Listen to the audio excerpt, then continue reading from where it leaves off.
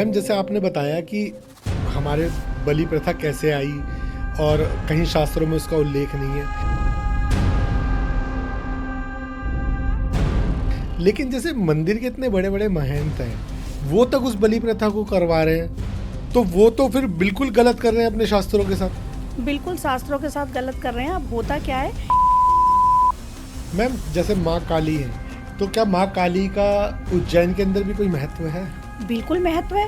उज्जैन में जहाँ बाबा हैं वहाँ शक्ति भी हैं, अम्बा भी हैं। माँ ने खाया था रक्त बीज का पान भी किया था, खून का, लेकिन वो किस रक्त का पान किया था, रक्त बीज का जब रक्त निकल रहा था माँ ने किया था। आप ये तथ्य दे देते हो वहाँ पर कि माँ ने तो रक्त का पान किया था, माँ ने तो उसको खाया था, भक्षण किया था, माँ ने किया था ताकि वो और पैदा ना हो। कि जैसे हमारी राशियों में कुछ दोष होते हैं, जैसे काल सर्प योग लगा हुआ है या पितृ दोष है, तो उसका भी कुछ समाधान है हमारे उज्जैन के अंदर माँ काली या महाकाल के पास? बिल्कुल। आप देखिए, किसी बड़े बड़े पूजा पाठ नहीं करा सकते, आपके पास उतना अफोर्ड नहीं है, तब भी आप ये कर सकते हैं। मैम, जैसे प्रेमानंद महाराज जी हैं, सभी लोग उनको जानते हैं, और उन्होंने एक बात बोली थी कि किसी को भी अपने हाथ पे या अपने शरीर पर किसी भी भगवान का टैटू नहीं कराना चाहिए, तो आप इस बात से कितना सहमत हैं? मेरा मत भी प्रेमानंद जी महाराज के साथ ही है कि नहीं कराना चाहिए, क्योंकि हमने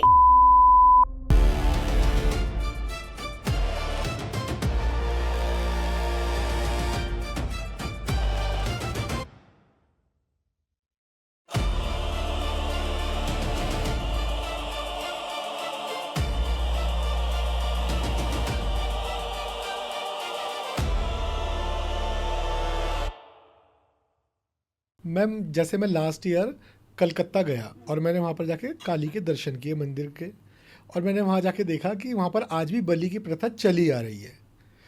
तो एक हिंदू मंदिर के अंदर बलि की प्रथा आज भी चलना, तो ये तो हमारे ग्रंथों में तो ऐसा नहीं है शायद। बिल्कुल हमारे ग्रंथों में नहीं लिखा हुआ है पंकज जी, और ग्रंथों में कहीं भी उल्लेख नहीं है। वामाचार विधि से जो तंत्र में जाते हैं वहाँ उल्लेख है, लेकिन वहाँ भी क्या है कि आप हल्का सा यहाँ से कट लगाओगे और ब्लड को ऐसे गिरा दोगे तो वो बलि हो गई आपकी। ठीक है, मैं तो ये कहती हूँ, मतलब मेरा ये मानना है कि शास्त्रों में कहीं नहीं लिखा है बलि के लिए।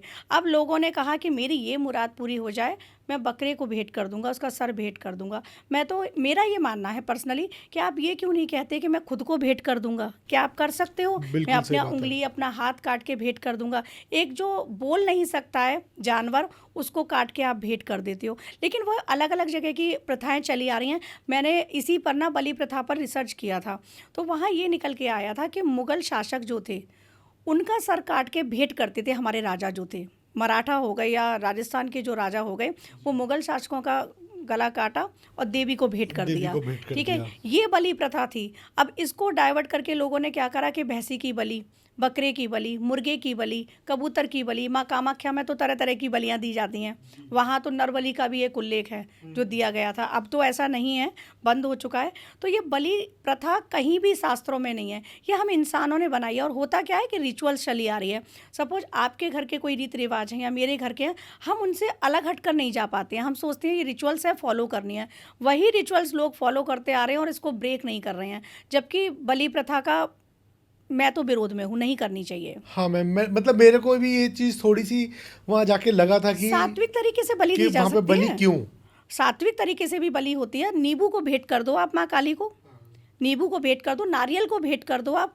नारियल जब चढ़ाया जाता है वो भी 2 पार्ट में डिवाइड होता है प्रसाद में, वो भी बलि होती है, भेंट होती है वो। तो हमें जो ऐसे जानवर हैं, जो पशु हैं, जो बोल नहीं सकते, बेजुबान हैं, उनकी बलि क्यों देनी है? तो ये इंसानों की बनाई हुई सारी रिचुअल्स हैं, शास्त्रों में कहीं उल्लेख नहीं है। मैम, जैसे आपने बताया कि हमारे बलि प्रथा कैसे आई और कहीं शास्त्रों में उसका उल्लेख नहीं है, लेकिन जैसे मंदिर के इतने बड़े बड़े महंत हैं या जो काली मंदिर के अंदर के पंडित हैं, उनकी भी एक अपने आप में एक वैल्यू है, वो एक उपाधि उन्होंने ले रखी है, वो तक उस बलि प्रथा को करवा रहे हैं, तो वो तो फिर बिल्कुल गलत कर रहे हैं अपने शास्त्रों के साथ। बिल्कुल शास्त्रों के साथ गलत कर रहे हैं। अब होता क्या है कि जो ईस्टर्न में हैं, जो ईस्टर्न के लोग हैं, जो बिहार से लोग हैं या जो पूर्वांचल से लोग हैं, तो वो क्या है कि वहाँ तो ब्राह्मण भी मांस का प्रयोग करते हैं, वो लोग खाते हैं, भक्षण करते हैं। तो जब वो खाते हैं तो वो इसको क्या करेंगे, बढ़ावा ही देंगे। बढ़ावा देंगे। वो इसको बढ़ावा दे रहे हैं क्योंकि वो खुद भी खाते हैं वहाँ पर, इसलिए बढ़ावा दे रहे हैं। वरना ये तो कहीं भी, मैंने कहा ना, शास्त्रों में ही वर्णित नहीं है। माँ ने दुर्गा सप्तशती जब हम पढ़ेंगे तो उसमें भी माँ कहती हैं कि मुझे अहंकार की बलि चाहिए। जैसे मैंने महाकाल बाबा के बारे में कहा, माँ कहती हैं जो धूम्रलोचन था, जो महिषासुर था, जो रक्तबीज थे, और जो नरकासुर था, नरकासुर ने माँ के सामने क्या प्रस्ताव रखा था, कामाख्या माँ के सामने, कि मुझसे विवाह कर लो। तो उसका अभिमान ख़त्म करने के लिए माँ ने, फिर कृष्ण भगवान ने उसका वध किया था सत्यभामा के साथ। तो वो कृष्ण ही काली हैं, कामाख्या हैं, तो वो कथा एक अलग है। तो भगवान ने ही उसका वध किया, तो माँ ने वध कराया। इसी प्रकार से भंडासुर का भी अभिमान था, तो माँ तो अभिमान की बलि मांगती है। आप जा रहे हैं कई मंदिरों में, मैंने ये देखा है कि यहाँ पर ये मनौती होती है कि आप निसंतान हैं, आपकी संतान हो जाएगी, लेकिन आपको बलि देनी पड़ेगी। ऐसा एक केस मेरे पास आया था कि उनसे कहा था, कामाख्या मंदिर मैं गई थी वो, तो मंदिर बहुत पवित्र है, मंदिर की एनर्जी बहुत हाई है, क्योंकि आप देखेंगे योनि से ही सबकी उत्पत्ति है, तो बहुत हाई एनर्जी है। अब वहाँ पर उनसे क्या कह दिया कि आप बच्चे की अगर बलि देंगी, ठीक है, आप बच्चे की बलि दे देंगी, आपके बच्चा हो जाएगा। अगर आप किसी बच्चे की बलि दे देंगे, आपके बच्चा हो जाएगा। उनका फ़ोन मेरे पास आया, वो एस्ट्रोलॉजी कंसल्ट करती थी, उनके 7 साल से बच्चा नहीं हो रहा था, IVF फेल हो गई थी। तो उन्होंने कहा मैम क्या करना चाहिए। मैंने कहा एक सवाल का जवाब देना कि अगर उस जगह आपका बच्चा होगा तब आपको कैसा लगेगा। सही बात है। किसी अपनी कोख आप भरने भरने के लिए किसी दूसरे की माँ की कोख उजाड़ोगे आप, तो ये तो बहुत बड़ी ब्रह्म हत्या है, पाप कर दिया आपने। और आप ऐसा सोच भी कैसे सकते हो, मुझसे पूछ भी कैसे सकते हो। एक नए जीव को लाने के लिए दूसरे जीव को मारना। पंकज जी, उस दिन से उनकी, हालांकि बेचारी की गलती नहीं थी, उस दिन से मैं आज तक उनसे बात नहीं करती हूँ, उनका फ़ोन नहीं उठाती, क्योंकि मुझे लगा आप ऐसा स्वार्थवश होकर ऐसा सोच भी कैसे सकते हो। मतलब बच्चा है, और मैं कह रही हूँ उस बच्चे की बलि जिसकी देने के लिए आप तैयार हो रहे हो, या पंडित कह रहा है उस बच्चे को ही गोद ले लो ना, अडॉप्ट कर लो ना, अगर आपके संतान नहीं हो रही उसको ही जीवन दे दो ना, उसी में खुद का बालक देख लो आप, बलि देकर। और क्या गारंटी है कि बलि देने के बाद आपके हो जाएगा। तो ये सारी चीज़ें ये हैं कि सिर्फ एक ये फैलाई जा रही हैं चीज़ें कि ये बलि दे दो, कि नर बलि दे दो, कि उसकी बलि दे दो। क्यों देनी है बलि? एक नए जीवन को धरती पे लाने के लिए एक जीवन को खत्म कर रहा है, एक जीवन को खत्म करना। तो ये तो कहीं भी शास्त्रों में नहीं लिखा है, ये किसी पुराण वेद किसी में नहीं लिखा हुआ है, किसी में नहीं लिखा है। भगवत गीता हमारे सनातन का सबसे पवित्र ग्रंथ है, उसमें तो लिखा है जीव मात्र में मैं हूँ। भगवान श्री कृष्ण ने जब, उन्होंने तो ये कहा कि हर चीज में, पेड़ों में सर्वश्रेष्ठ पेड़ में हूँ, है ना, हर जगह उन्होंने खुद को बताया है। तो कैसे ईश्वर कह सकते हैं कि आप बलि दो? तो ये तो ना, कोई भी हो, चाहे वो मंदिर के पुजारी हो या कोई भी हो, वो सिर्फ स्वार्थवश ये चीज़ें चला रहे हैं, क्योंकि वो खुद ले रहे हैं। जब वो खुद ले रहे हैं तो बोलेंगे कि हाँ लो। जैसे मैंने मदिरा पे कहा था कि चढ़ाई जाती है, लेकिन प्रसाद के रूप में ग्रहण करना ये जरूरी बिल्कुल नहीं है कि आप ग्रहण करो, है ना? उसको दे रही है करने को, लेकिन जो करते हैं वो कहते हैं नहीं, बाबा का प्रसाद है, हमें लेना है। अरे आपको पीनी है, आप तो कल भी पियोगे, आज बाबा का प्रसाद है, आज ही नहीं पियोगे, है ना? तो वो बाबा का प्रसाद है, इसलिए बाबा को मत जोड़ो वहां पर, अम्बा को मत जोड़ो वहां पर। आपने पीनी है, वो आपका अपना एक स्वार्थ है उसके अंदर, अम्बा को मत जोड़ो कि अम्बा कह रही है कि माँ काली कह रही है कि बलि दो तभी मैं करूंगी, वो कभी नहीं कह रही हैं। मैम जैसे बलि आपने बताई, बलि मैंने यहाँ भी सुना है, हमारा गुड़गांव में एक शीतला माता मंदिर है, वहाँ भी बलि की प्रथा है।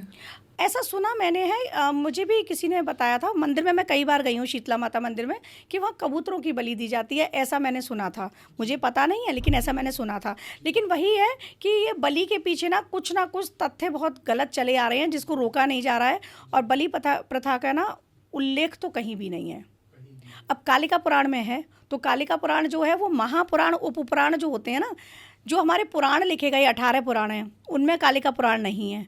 अब आप, आज मैं एक बुक लिख रही हूँ, ठीक है, सिद्धकुंज का स्तोत्र, और इस पे जो हमारा माँ त्रिपुर सुंदरी के ऊपर है ललिता सहस्रनाम, किस प्रकार करना चाहिए, कैसे करना चाहिए, उसमें क्या लिखूंगी मैं, मेरे थॉट्स लिखूंगी ना।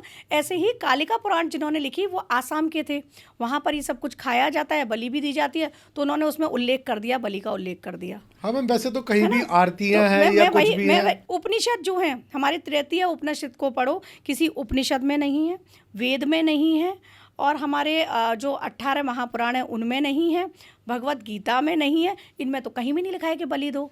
जो बाद में पुराण आए हैं, अब मैं वही कह रही हूँ कि मैं अपनी बुक में अपने विचार लिखूंगी ना, तो बाद में जो पुराण आया उनमें एक दो में उल्लेख है, अब उसको लेकर चल दो कि आप वो पढ़ो ये पढ़ो, बलि का उल्लेख कहीं नहीं है। मैम जैसे अभी हमने बात करी कि भाई पंडितों ने उस चीज़ को बढ़ावा दिया, लेकिन जैसे अभी काली पूजा आती है जो हमारी दिवाली के टाइम पर आती है काली पूजा, उसके अंदर कहीं मैंने देखा है कि जो पंडाल लगते हैं उनके अंदर मच्छी का भी भोग लगाया जाता है माँ काली को। जी। तो वो फिर गलत है या सही है? देखिए मेरे दृष्टिकोण से गलत है, उनके दृष्टिकोण से सही है कि वो खुद खाते भी हैं, वो भोग भी लगाते हैं और खाते भी हैं। लेकिन माँ काली, अब जैसे मैंने बताया ना, वामाचार, जो वामाचार विधि है उसमें मत्स्य का यूज होता है, दक्षिण मार्ग में नहीं होता है। तो वहाँ जो भी रहे होंगे ना, तांत्रिक रहे होंगे, मंदिर के पुजारी रहे होंगे, वो वामाचार विधि से आगे बढ़े होंगे। जो मैंने तंत्र की विधियाँ बताई ना, तो वामाचार विधि में इन सब का प्रयोग होता है। तो वहाँ पर अब जैसे तारापीठ है, वहाँ शमशान बहुत फेमस शमशान है वहाँ का, वहाँ इस तरह की पूजाएं होती हैं। अघोरी क्रियाएं सबसे ज़्यादा कामाख्या में और ये तारापीठ में यहाँ पे होती हैं। और दक्षिणेश्वर काली का जो मंदिर है ना, ऐसे वहाँ की एनर्जी बहुत अच्छी है। लेकिन अब वहाँ जितने भी बंगाली हैं वो सब ये खाते हैं, माँ को भोग लगाते हैं, बलि भी देते हैं। माँ काली कई जगह मदिरा भी चढ़ाई जाती है माँ काली को जी। जैसे अघोरी लोग जो होते हैं ना, वो ये सब जब क्रियाएं करते हैं तो वो ये सब खाते हैं। नहीं मैम, अघोरी तो खा रहे हैं, मैं आपकी बात हाँ, को मान गया हाँ। है। पर जैसे अगर हम बात नॉर्मल आम आदमियों की मैं बात कर रहा हूँ, हाँ। भाई कलकत्ता में है तो वो भी हिंदू, हम्म, वो भी मांस खा रहा है, वो मंगलवार को भी खा रहा है, बिल्कुल। वो अपने नवरात्रों में भी खा रहा है, काली पूजा में भी खा रहा है, जब जो नवरात्रों के बीच में ही आती है। बिल्कुल बिल्कुल खा रहा है। पर मैम उनसे माता रानी रुष्ट नहीं हो रही। माता रानी पर ऐसा क्यों होगा कि अगर दिल्ली में बैठा एक हिंदू खा लेगा मंगलवार वाले दिन, तो उससे माता रानी या उससे हमारे भगवान शिव या हनुमान जी रुष्ट हो जाएंगे, उनसे गुस्सा हो जाएंगे, नाराज हो जाएंगे? देखिए, ईश्वर तो आपके कर्मों से रुष्ट और प्रसन्न हो रहे हैं, ठीक है। वो ऐसे नहीं कह रहे कि आप खाओ या मत खाओ, ये आपकी चॉइस है। हम लोग नहीं खा रहे, हमें तो देखना भी गुजारा नहीं होगा कि कहीं सामने से निकलते हैं, कोई शॉप होती है तो हम साइड निगाह कर लेते हैं, पलट निगाह पलट लेते हैं, है ना। तो वो चीज़ है, वो हमारी आत्मा ऐसी हो चुकी है। लेकिन ईश्वर तो किसी के लिए नहीं कह रहा है, ईश्वर तो कह ही नहीं रहे हैं ना। अब बहुत सारे लोग इस पर तर्क देते हैं कि माता ने खाया, माता ने भक्षण किया, है ना। अब जैसे मैंने आपको भूखी माता वाली कथा बता रही थी कि माता ने भक्षण किया, तो मैं उन सब से ये सवाल करना चाहती हूँ कि आप खा रहे हैं, वो आपकी निजी चॉइस है। आप माता को कैसे, जैसे मैंने अभी महाकाल के लिए, काल भैरव बाबा के लिए बोला, वैसे ही बोल रही हूँ, क्या आप वो एनर्जी ले सकते हैं? क्या आप माँ हैं? क्या आप जगदम्बा हैं? उन्होंने किस लिए वो किया? कोई ना कोई प्रयोजन रहे, कोई ना कोई कथाएं जुड़ी रहीं। आपने कहा, बैक टू द पॉइंट उसी पे आती हूँ, कि आपने कहा उनसे नाराज नहीं हो रहे हैं, तो वो नाराज तो प्रभु किसी से नहीं होते हैं, आपके कर्मों के अनुसार वो दंड देते हैं। अब ये मछली खाना या भोग लगाना, ये भी कहीं लिखा हुआ नहीं है। जी हाँ, अगर हम लिखे हुए पे जाएं, क्योंकि आप और मैं किस पर बात करते हैं, या हम जो अपने जीवन में फॉलो कर रहे हैं, जो हमारे ग्रंथों में लिखा हुआ है ना, उसको फॉलो कर रहे हैं। वो लोग किस चीज़ को फॉलो कर रहे हैं? जो उन्होंने स्वयं नियम बना दिए। समाज के नियम बनाए जाते हैं, है ना, चंद ठेकेदार होते हैं, वो नियम बनाते हैं, उसको आगे के लोग फॉलो करते जाते हैं, है ना। हमने कौन से नियम फॉलो करे? संस्कार हमारे बचपन से जो रहे, हमारे माता पिता ने जो संस्कार दिया, हमारे दादाजी ने जो दिए, वो कैरी फॉरवर्ड होते चले गए, हम वो संस्कार पर हैं। नॉर्थ इंडिया में ज़्यादातर क्या ये सब चीज़ें गलत हैं, क्योंकि ये कल्चर यहाँ पर ऐसा रहा। ये देवभूमि उत्तराखंड हो गई, देवभूमि हो गई। प्रभु श्री कृष्ण, प्रभु श्री राम, बाबा सब उत्तर प्रदेश में हैं। आप ये देखिएगा, काशी में विश्वनाथ है, अयोध्या में राम है, मथुरा में कृष्ण, भगवान श्री कृष्ण हैं। तो हमारे आसपास कौन सी एनर्जी है? हरि और हर की, ठीक है। हम वो चाह कर भी ये नहीं कर सकते, तो ईश्वर ये हमें करने ही नहीं देगा। हमारे संस्कार ऐसे रहे। अब उनके संस्कार कैसे रहे? माँ काली की एनर्जी तो वहाँ है, लेकिन उन्होंने अपनाया किसको? जो महिषासुर की एनर्जी है। आप देखना, जितने भी लोग काली पूजा करते हैं, ये बात मैं दावे से कह रही हूँ, वो दिखावा करें कि माँ काली आ गई, तो इतनी सामर्थ्य किसी आदमी में या औरत में इतनी विसात नहीं है कि माँ को झेल ले। वो भी ड्रामा वहाँ होता है जी। बहुत लोग करते हैं कि भाई मेरे पे काली आ गई। तो आपका शरीर सात्विक नहीं है, आपकी आत्मा सात्विक नहीं है, तो माँ काली आपके पास भी नहीं आ सकती, ठीक है। कि माँ काली, वो आपके भाव हो सकते हैं कि मेरे से माँ प्रसन्न हो रही हैं, आप इनका सेवन कर रहे हो मांस का या मदिरा का, माँ आपके पास नहीं आ सकती। ये सब आसुरी शक्तियाँ हैं। माँ ने खाया था रक्त बीज का पान भी किया था, खून का, लेकिन वो किस रक्त का पान किया था? रक्त बीज का जब रक्त निकल रहा था, माँ ने किया था। आप ये तथ्य दे देते हो वहाँ पर कि माँ ने तो रक्त का पान किया था, माँ ने तो उसको खाया था, भक्षण किया था। तो माँ ने किया था, किस लिए किया था? योगिनियाँ भी थी, 64 योगिनियाँ, माँ ने किया था ताकि वो और पैदा ना हो, ना हो इसलिए।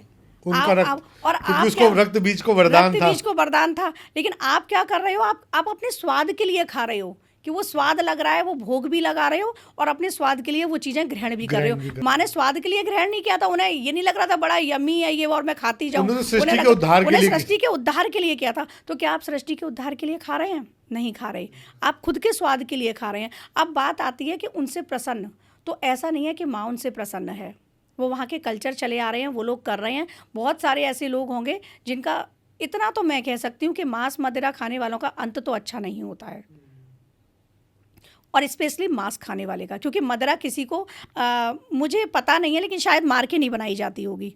हाँ, मतलब अभी तो ये रिसर्च हमने भी नहीं मुझे करी है। पता नहीं है, मैं यही हाँ, कह रही हूँ, मुझे मतलब पता मार नहीं के है। नहीं बनाई मार जाती, के तो नहीं बनाई जाती वो एक होगी, प्रोसेस है जिससे है वो ना? बनाई जाती है। जैसे बियर का पता है कि जौ से बनती है, तो जी वो मार के नहीं बनती, जौ का पानी बोला जाता है उसके लिए। जी अब मदिरा का मुझे नहीं पता, लेकिन मार के नहीं, अब वो मार के आप खा रहे हो किसी को, जी, किसी की जीव हत्या जीव कर रहे हो। हत्या है। तो सबसे बड़ा पाप तो सनातन में जीव हत्या को ही बताया गया है, तो फिर आप सनातनी तो हो ही नहीं सकते। मैम, पर कुछ लोग तो ऐसे कहते थे कि इसको तो हमने खाया, हमने मारा थोड़ी ना है, मारा तो दूसरे ने है। तो आप कर्मा में तो आप भी शामिल हो रहे हो ना। लेकिन कहीं ना कहीं उसके कर्म में तो हम शामिल हो ही गए। बिल्कुल। अच्छा, इंसान मर गया तो फिर आदमी तो उसको डेड बॉडी तो सब लेके जा रहे हैं ना कंधे पर, जी है ना? उसको पहुंचा तो शमशान तक सभी रहे हैं ना, उसकी, आप उसमें भागीदार तो आप भी बने ना। प्रभु तो ये कहता है एक एक चीज़ में सब भागीदार बन, किसी के कर्मों में मत घुसो, किसी के किसी कर्म के भागीदार मत बनो। पर इंसान इतना सोचता कहाँ है? स्वाद में आप, ये जब हमारे अष्टांग योग के नियम होते हैं तो उसमें प्रत्याहार बताया जाता है, तो ये लोग वो प्रत्याहार का पालन कर लेना, जो सबसे प्रिय वस्तु है छोड़ दो, मांस छोड़ दो, लेकिन नहीं छोड़ते और कहते हैं कि माँ काली को भेंट भी करेंगे। आप सात्विक चीज़ें भेंट करो ना। इन लोगों के अंत में ना कुछ ना कुछ ऐसा इनके परिवार में, ये सच बता रही हूँ क्योंकि कलकत्ता के कई लोग मेरे से जुड़े हुए भी हैं, इनके परिवार में कोई ना कोई दोष लगता है और कुछ ना कुछ ऐसा अपूर्ण रह जाता है, क्योंकि ये कितने सारी जो मरी हुई वस्तुएं हैं, आप एनर्जी कैसी लेके आ रहे हो? हम घर की एनर्जी, वास्तु वाले को बुला रहे हैं, घर की एनर्जी ठीक करा रहे हैं, या हम एनर्जी पे बात करते हैं, आपकी एनर्जी कैसी, खुद की एनर्जी कैसी हो रही है? मरे हुए को आप खा रहे हो, शमशान में जाते हो, वहाँ से आके नहाते हैं, जी, किसी की शमशान से आके नहाते हैं, है ना? और उसको खा के क्या कर रहे हो? वो भी तो डेड बॉडी है, उसको पका रहे हो और खा रहे हो, तो घर की एनर्जी कैसी हो गई? आप ये सोचो। तो वही चीज़ें हैं कि वो लोगों के समझ में नहीं आएंगी, उनको खाना भी है, भोग भी लगाना है, पर माँ ऐसा नहीं है कि उनके खाने वाले से प्रसन्न हो रही हैं, उनके कर्मा है, कर्मों को तो भुगतना पड़ेगा। बिल्कुल ठीक। मैम, जैसे माँ काली है, तो क्या माँ काली का उज्जैन के अंदर भी कोई महत्व है?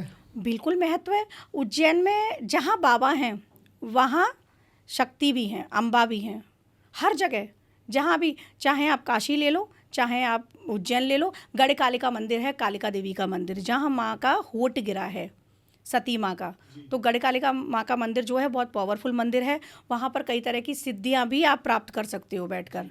जिनको लोग सिद्धियाँ इसलिए बोल रही हूँ कि लोग कनेक्ट करते हैं जल्दी, वो सिद्धि ही बोलते हैं, मैं तो माँ की कृपा बोलती हूँ। माँ की कृपा आप ले सकते हो, वहाँ कृपा ले सकते हो। बहुत पावरफुल मंदिर है गढ़ कालिका मंदिर। तो वहाँ के मंदिर की पूजा करने का कोई महत्व है किसी तरीके से? हमें हाँ उसको बिल्कुल, करना चाहिए? गढ़ कालिका मंदिर में अगर आप जाते हैं, आपकी सारी मनोरथ पूर्ण होती है।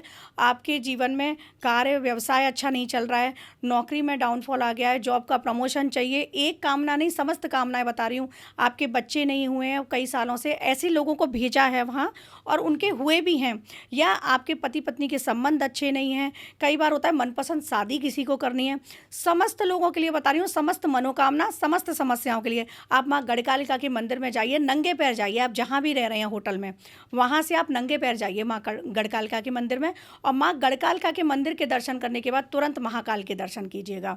और महाकाल के दर्शन करने के बाद आप शिप्रा नदी के तट पर बैठकर वहाँ पर आप थोड़ी देर जाप कीजिएगा बाबा और अम्बा के, जो भी मनोरथ है, जो भी समस्याएं हैं आपकी पूर्ण हो जाएंगी। मैम, जैसे अभी आपने हमारे को बताया कि वहाँ माँ कालिका गढ़ कालिका के दर्शन करें, फिर उसके बाद महाकाल के दर्शन करें, तो ये कुछ दर्शन करने का कोई सही समय या कोई मंथ ऐसा होता है कि हमें उस टाइम पर ही दर्शन करने चाहिए दोनों जगहों के? देखिए, इसमें ना आप श्रावण मास में जा सकते हैं, समुद्र मंथन जो हुआ था वो श्रावण मास में हुआ था, और वहाँ पर तो फिर राजा होते हैं उस टाइम पर, महाकाल सवारी भी निकलती है उनकी, तो श्रावण मास में जा सकते हैं, या फिर आप किसी भी माह की त्रयोदशी तिथि पर चले जाओ, 3 तरह के दोष समाप्त होते हैं त्रयोदशी तिथि जो है। तो त्रयोदशी तिथि पर आप चले जाओ, जो प्रदोष भी बोलते हैं जिसको हम, तो उस तिथि पर आप चले जाओ, मंडे चले जाओ, वो भी सही है जाना। वो भी सही है। अच्छा मैम, मैंने कुछ लोगों के ये कहते हुए सुना है कि जैसे हमारी राशियों में कुछ दोष होते हैं कि जैसे काल सर्प योग लगा हुआ है या पितृ दोष है, तो उसका भी कुछ समाधान है हमारे उज्जैन के अंदर माँ काली या महाकाल के पास? बिल्कुल। आप देखिए, किसी बड़े-बड़े पूजा पाठ नहीं करा सकते, आपके पास उतना अफ़ोर्ड नहीं है, तब भी आप ये कर सकते हैं। और आप अगर अफ़ोर्ड कर रहे हैं तब भी आप ये कर सकते हैं। आप वहाँ पर जाइएगा, अगर आपको जीवित नाग-नागिन का जोड़ा मिल जाए, जीवित, नाग नागिन का जोड़ा? आप उसको पिटारे में लेके चंद्र नागेश्वर मंदिर है ऊपर, अच्छा। महाकाल मंदिर में ऊपर। महाकाल मंदिर के 3 खंड है, वैसे 5 खंड है। तो वहाँ पर शिवलिंग, एक वो शिवलिंग भी है जो महाकाल बाबा हैं, और एक जूना करके शिवलिंग है पुरानी, वो भी नीचे है। तो वहाँ जाइएगा चंद्र नागेश्वर, वो साल में एक ही बार पट खुलते हैं वैसे उनके। अच्छा।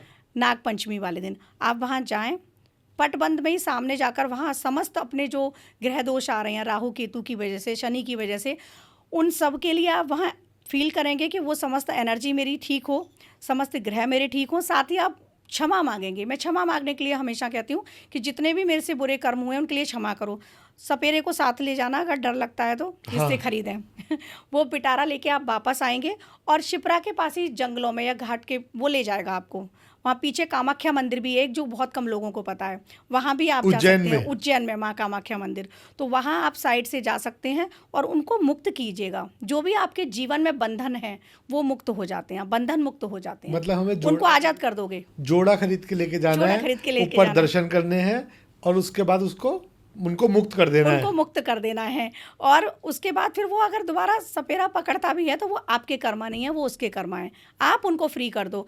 अगर कोई जीवित नहीं ले पा रहा है तब चांदी के नाग नागिन बनवा के का ले जाओ। जोड़ा। हाँ, और सेम प्रोसेस में आप चंद्र नागेश्वर मंदिर के समक्ष खड़े होंगे और वापस फिर शिप्रा नदी में आप उन्हें छोड़ दीजिएगा। पानी के अंदर उनको पानी हम के छोड़ अंदर, दें। पानी के अंदर प्रवाहित कर दो, क्योंकि महाकाल के अंदर तो आपको जाने की अनुमति ही नहीं है गर्भगृह में, तो आप शिप्रा नदी पर प्रवाहित कर दो उन्हें। मैम, जैसे प्रेमानंद महाराज जी हैं, सभी लोग उनको जानते हैं, और उन्होंने एक बात बोली थी कि किसी को भी अपने हाथ पे या अपने शरीर पर किसी भी भगवान का टैटू नहीं कराना चाहिए। उन्होंने उसको मतलब गलत बताया है। तो आप इस बात से कितना सहमत हैं? देखिए, ये किसी इंसान की निजी चॉइस हो सकती है टैटू कराना, लेकिन हाँ, मेरा मत भी प्रेमानंद जी महाराज के साथ ही है कि नहीं कराना चाहिए, क्योंकि हमने ईश्वर को यहाँ रख लिया। अब हम अपने हाथों से या तो हम इतने सात्विक हो जाएं, इतने ब्रह्मचर्य का पालन कर लें कि हम उस तरीके से जीवन जी रहे हैं, तब तो बात अलग है। लेकिन आम मनुष्य हैं हम ना ब्रह्मचर्य का पालन कर सकते हैं, ना उतने सात्विक हो सकते हैं, है ना। तो जब ऐसा नहीं कर सकते हैं तो ईश्वर की ये एनर्जी हमारे हाथ में है। अब यूँ तो हमारे प्राणवायु में भी ईश्वर हैं, यूँ तो शिव शक्ति मेरे अंदर भी हैं, है ना। यूँ तो मलमूत्र का भी हमारे अंदर 24 घंटे बन रहा है वो, तो हम अशुद्ध हैं। लेकिन फिर भी अगर टैटू की बात आती है ना, तो अगर बनवाना भी है, मेरा मत ये है, तो आप प्रदर्शन में मत बनवाओ उसको। मतलब थोड़ा मतलब दिखे ना, अच्छा दिखे, विजुलाइज ना हो। आपको बनवाना है, आप अपने हृदय पे नाम लिखवा लो शिव जी। का, कि किसी को दिखे ना, वो दिखे ना। उसको हाइड करके रखो। तो अगर हाइड करके आप रखोगे ना और अपने यहाँ पर, तो आप उस एनर्जी को फिर अलग तरीके से फील करोगे। जितना कोई चीज़ हम प्रदर्शन में ले जाते हैं उतना वो फिर वैसे भी हमारे लिए फ़ायदा नहीं देती है, नेगेटिव ही इम्पैक्ट डालती है। तो प्रदर्शन मत करो। हमेशा टैटू ना कोई ऐसे ही बनवाता है जो शो हो। ईश्वर का नाम अगर लिखवाना है ना, तो यहाँ कहीं हाइड तरीके से लिखवाओ। तो दोस्तों, एस्ट्रो शिवांगी जी के साथ बात करके बहुत ही अच्छा लगा। उन्होंने हमारे ऐसे बहुत सारे डाउट महाकाल और महाकाली के बारे में थे जो उन्होंने हमारे क्लियर किए, और हमारे को बताया कि हमारे को किसकी उपासना किस तरीके से करनी चाहिए। अगर आपको इससे जुड़े कोई और सवाल हैं, आपके मन में कोई डाउट है, तो आप हमारे कमेंट बॉक्स में ज़रूर लिख सकते हैं, हमारे को डीएम कर सकते हैं। और एक नए टॉपिक के साथ एस्ट्रो शिवांगी जी के साथ हम चाहेंगे कि हम दोबारा से एक इनके साथ पॉडकास्ट करें। और मैम, आपका बहुत बहुत थैंक यू, आप हमारे चैनल पे आए। तो शाम सदा से वीडियो को लाइक करें, शेयर करें और चैनल को सब्सक्राइब जरूर करें। Thank you.